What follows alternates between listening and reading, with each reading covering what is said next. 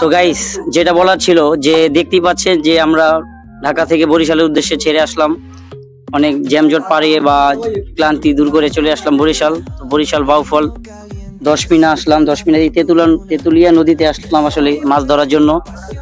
তো আমার জীবনে প্রথম বলা যায়, এরকম লোক এর আগে আমি কখনো আসি নাই মাছ ধরা, ট্রলার বা বোট যেটাই বলি।